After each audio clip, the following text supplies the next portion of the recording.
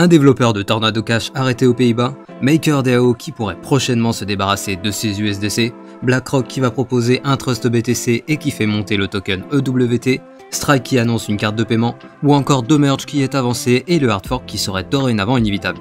Bienvenue dans ce Daily Crypto où je vais vous résumer ces dernières actualités du monde crypto. Et comme d'habitude, si vous appréciez ce format, pensez aux commentaires et aux likes pour le référencement de la vidéo, et à l'abonnement ainsi que l'activation de la cloche pour être au courant des dernières actualités du monde crypto et blockchain. Et finalement, je vous invite à venir me suivre sur mon Twitter et vous pouvez également retrouver mon contenu en podcast sur Spotify et Audius et en version ultra condensée sur mon TikTok et mon Instagram que vous retrouverez dans la description. Mais avant de parler des actualités du jour, commençons avec l'état du marché en ce vendredi, avec un marché qui est majoritairement dans le rouge alors que le Bitcoin avait presque atteint les 25 000 $ avant de finalement redescendre sous les 24 000 $. Et les projets qui surperforment aujourd'hui le marché sont le OKB avec un plus 7% et le HT avec un plus 19%. Et donc la crypto du jour sera le HT et je vous donne rendez-vous en fin de vidéo pour vous parler de cette crypto et pour savoir la raison de cette prise de valeur. Mais passons sans plus attendre aux actualités de ce vendredi 12 août 2022.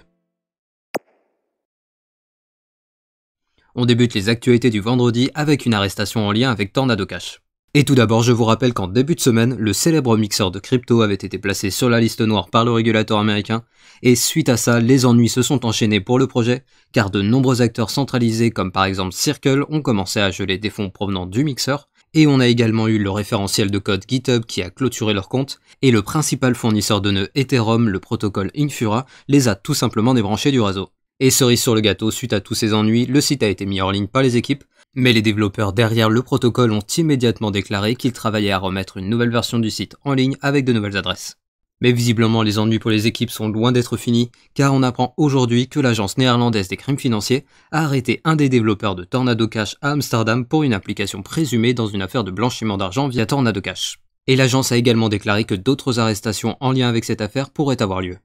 À savoir que les enquêteurs auraient commencé à sonder le mixeur en juin dernier, et on ne connaît pas les détails de l'enquête, mais il semblerait que le développeur aurait dissimulé des flux financiers criminels, facilitant ainsi le blanchiment d'argent. Et je précise que dans le même temps, on a le Discord de Tornado Cash qui a été supprimé. Bref, les mauvaises nouvelles continuent de s'accumuler pour les équipes derrière le mixeur de crypto-monnaie.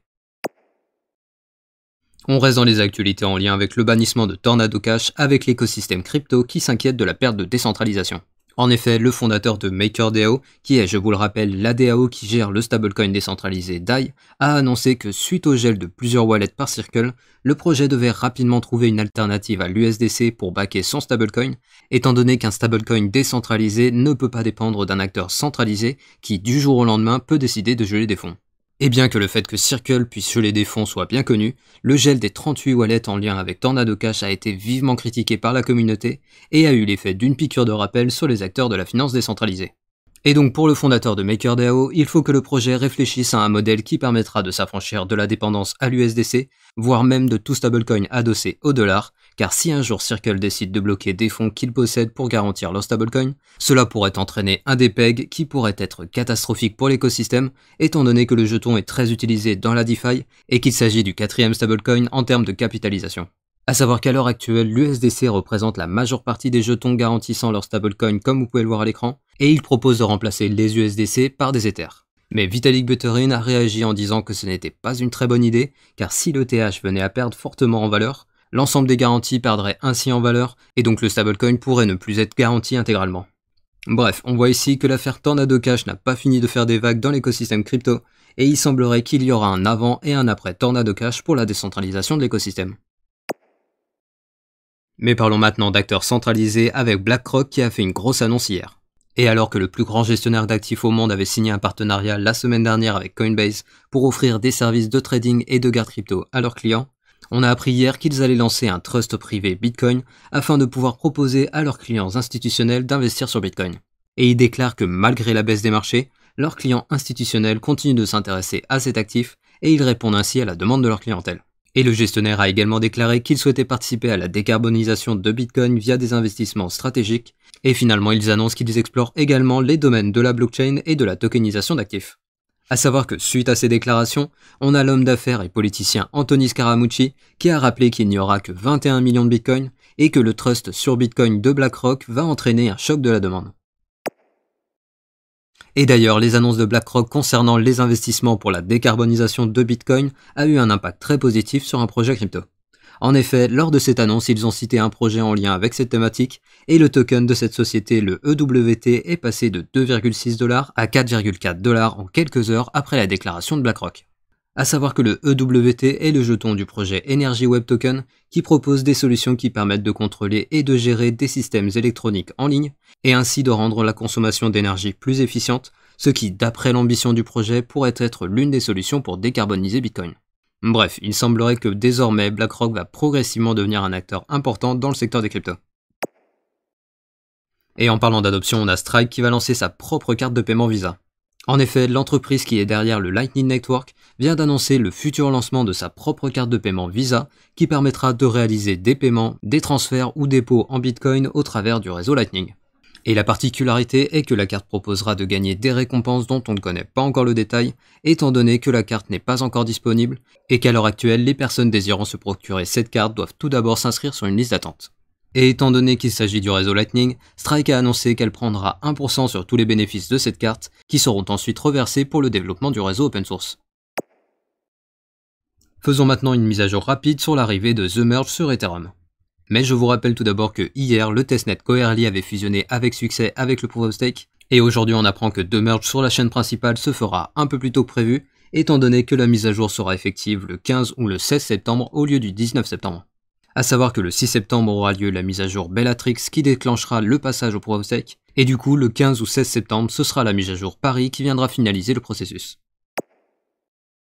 On continue de parler d'Ethereum avec une autre mise à jour concernant la lettre ouverte qu'avait adressée la coopérative Ethereum Classic aux mineurs à l'origine de l'idée du fork. Mais tout d'abord je vous rappelle que cette fameuse lettre ouverte prévenait les mineurs que le fork serait compliqué à réaliser et qu'il avait peu de chances de succès. Et aujourd'hui, les acteurs en faveur du fork ont répondu en disant qu'ils étaient contre Ethereum Classic et qu'ils favorisaient le fork de la blockchain actuelle, et d'ailleurs les développeurs seraient déjà parvenus à désactiver la bombe de difficulté et ils auraient déjà finalisé les préparatifs pour un testnet. Et d'après leur déclaration, le hard fork est désormais inévitable et il devrait arriver en même temps que The Merge.